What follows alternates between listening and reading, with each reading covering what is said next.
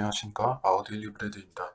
이번 시간 영상은 지난번과 마찬가지로 평면지구에 대한 것인데, 제가 근간의 영상의 퀄리티와 이제 볼거리를 늘리기 위해서 예, 미세한 조정이나 작업들을 좀 부과해서 제작을 하려고 합니다.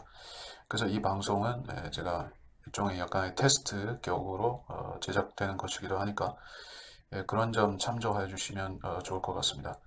제가 이제 시간이 허락하는 대로 캡션 자막도 넣고 이제 효과도 집어넣고 그렇게 제작을 해서 평면 지구에 대한 그 네티즌들의 접근성을 높이는 부분에서 노력을 할 것이고 또 제 원래의 사역인 킹제임스 성경을 확산시키고 진리 지식을 전파하는 부분에 있어서도 제가 열성을 다하려고 하는 부분이 있습니다.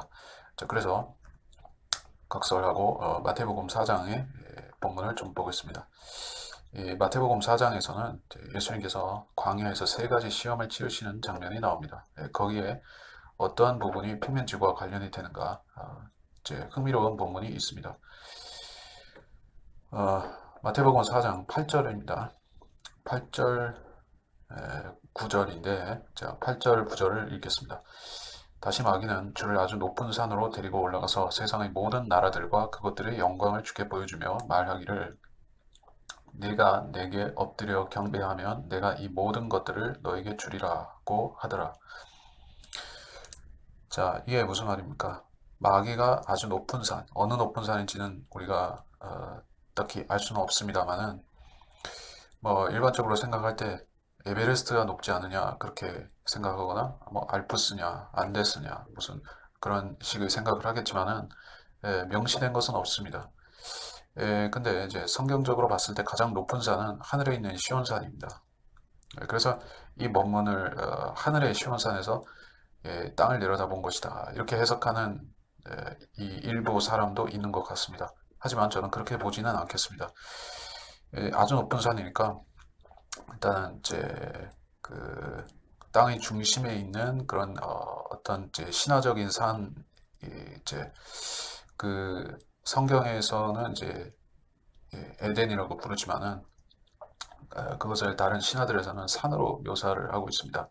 일종의 하늘에 있는 시온산을 땅으로 옮겨 놓은 형태인데 그것이 땅의 중심에 있다. 그렇게 간주를 하죠.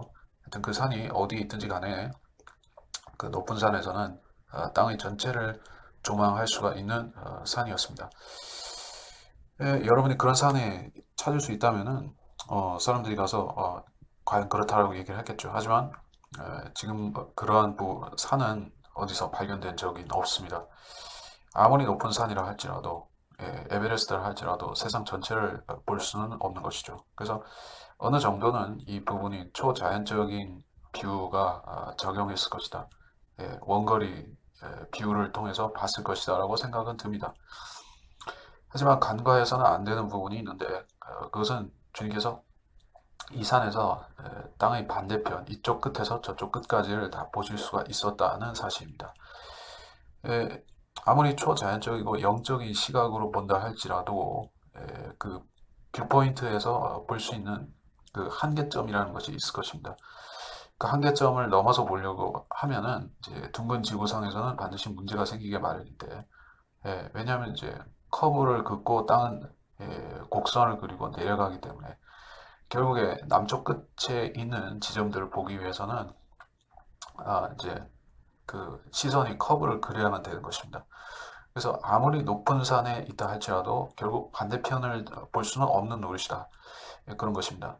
제가 평면지구와 둥근지구와 관련한 논쟁을 오프라인에서도 어, 교회 다니는 형제분들과 얘기를 한 적이 있는데 저는 제 평면지구를 찬성하는 편에서 얘기를 하고 또 그분들은 반대하는 쪽에서 얘기를 하는데 제가 바로 이 본문을 가지고 제시를 했습니다. 이걸 어떻게 해석해야 되는 것이냐.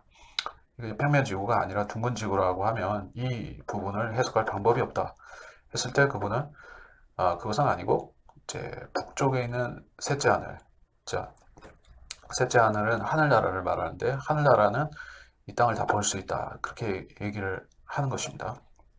하지만 그것도 인치에 닿는 얘기는 아니죠. 어쨌든 억지로 짜맞추면은 안 될 건 없습니다. 그러나 자연스럽게 해석할 때 이것은 반드시 평면한 지구를 전제로 놓고 봤을 때 자연스러운 것이지, 평면하지 않다고 하면 완전한 축구공 형상의 구체 지구라고 하면 이런 일이 일어난다는 것 자체가 상상하기 어렵다, 상상할 수 없다 하는 것입니다. 여러분은 어떻게 생각하십니까? 아주 높은 산에서 주님께서 세상 전체를 보시고 또 마귀가 주는 시험을 통과하신 것입니까? 아니면은 높은 산에 굳이 올라갈 필요도 없었지만 그 하나님 그런 쇼나 모션을 취해서 뭐 일종의 효과를 노린 것입니까? 시험을 받았다라는 그런 이제 쇼맨십입니까? 아니면은 이게 진짜로 일어난 일입니까? 저는 예수님이 시험 받으신 이 사건이 이 세 가지 사건이 모두 문자적으로 일어난 사건들이고 광야에서 시험 받으신 일들은 사실이었다고 생각합니다.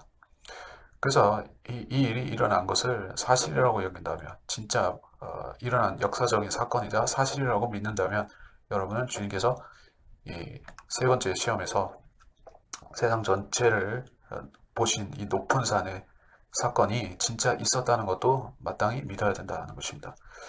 이걸 믿을 수 없다고 하면 사실 성경에서 무엇을 사실로 믿고 안 믿고 하는 것이 여러분의 자의적인 선택이 된다면 그거는 성경을 믿는 것이 아니라 여러분의 신념을 성경 대신에 믿는 것이나 다름없습니다. 제가 이전 시간에 다루었던 다니엘서 4장 11절의 본문도 마찬가지 성격입니다. 거기서 뭐라고 했었습니까? 아주 높은 큰 나무가 있었는데 그것이 땅끝까지 이르고 온 세상이 그 나무를 볼 수 있다라고 했었죠. 그래서 사람들은 이런 것들을 보게 되면 자기들이 알고 있는 상식과 과학의 공식과 숫자들이 그것에 일치하지 않기 때문에 또 태양이 지구에서 어, 얼마만큼 떨어져 있다는 과학의 논리가 이제 성경과 맞지 않는데 그런 부분도 전부 과학을 따르려고 하지 이제 성경을 맞춰서 보는 성경적 시각에 맞춰서 보는 관점은 거의 희박하다 하는 것입니다. 그러나 성경에 있는 모든 사건들은 문자적인 사실이요 진리였었습니다. 빅뱅은 일어난 적이 없으며 진화는 일어난 적이 없습니다. 공룡 시대는 없었고 인류는 크로마뇽이나 네안데르탈인이나 그 이전에 오스트랄로피테쿠스나 기타 이제 원시 인류로부터 진화된 것도 아닙니다.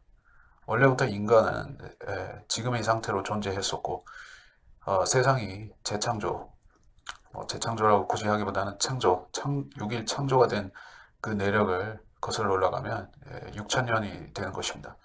이런 것들은 역사적인 사실입니다. 이것을 변증하기 위해서 이런 성경이 사실이라는 것을 변증하기 위해서 창조과학이라는 것이 현재 있습니다만 그것도 제약되는 부분이 많이 있습니다. 왜냐하면 현재의 세계관이 우주라든지 지구와 뭐 관련된 모든 세계관이 빅뱅에 맞춰서 빅뱅만이 아니라 이제 진화론에 맞춰서 또 자연 발생설에 맞춰서 구축이 되어 있기 때문에 그것을 그 틀을 바꾸지 않고서는 완전히 레짐 체인지가 아니죠. 그걸 뭐라고 해야 되는 것인가? 프레임을 바꾸지 않으면 프레임을 체인지하지 않으면은 이 그 창조론을 올바로 돌릴 수가 없는 것입니다. 시뮬레이트를 할 수가 없는 것이에요. 그러니까 이제 진화를 위해서 적합한 세계관 모델이 있는데 그것이 바로 지금의 과학이 운영되고 있는 모델이라는 것입니다. 그것을 창조론에 맞추기 위해서는 많은 것을 고치는 정도가 아니라 완전히 해체하고 다시 만들어야 되는 것이에요. 시스템을 다시 만들다시피 해야 되는 것입니다. 우주에서부터 태양계에서부터 모든 것들이 다시 짜맞춰져야지만 성경의 그 내러티브가 사실이 되는 것이에요. 성경에 맞춰서 세상이 바꿔줘야 되는 부분인 것입니다. 자, 이것이 이제 크리스천들의 진짜 믿음입니다. 성경을 세상의 논리에 맞춰서 개정하는 것이 아닙니다. 세상을 성경에 맞춰서 고쳐야만 되는 것이에요. 사람들의 생각에 맞추기 위해서 성경을 변모시키는 것이 아닙니다. 그것은 현대 역본들을 만들어낸 미국의 현대 역본들이나 한국의 개혁 성경류를 만들어낸 사람들이 기본 사상이 그렇습니다. 그러나 성경에 사람이 맞추는 것이에요. 성경은 사람을 위해서 주어진 것이지만 또 사람에게 하나님을 계시하기 위해서 주어진 그런 측면이 있는 것입니다. 그렇기 때문에 우리가 성경적인 관점으로 봤을 때 평면지구가 맞다면, 그것이 사실이라면 우리는 그것을 과학적이고 역사적이 실제적인 사실로도 믿어야 되는 것이에요. 자, 믿고 안 믿고 하는 것이 과학하는 사람들에게 있어서는 우습게 들릴지 모릅니다. 왜냐하면 자기들은 엄정한 숫자를 다룬다고 생각하기 때문에, 성경은 추상적이고 개념적이고, 어떤 이제 일종의 고대 문헌이고 그런 식으로 생각하기 때문에 성경은 맞거나 틀리거나 상관없다고 생각하고 과학은 맞아야 된다고 생각합니다. 그러나 그런 생각 자체가 틀렸습니다. 제가 이 영상은 길게 제작하지 않고 이런 요점만 가지고 말씀을 드리고 일단 여기서 마치도록 하겠습니다.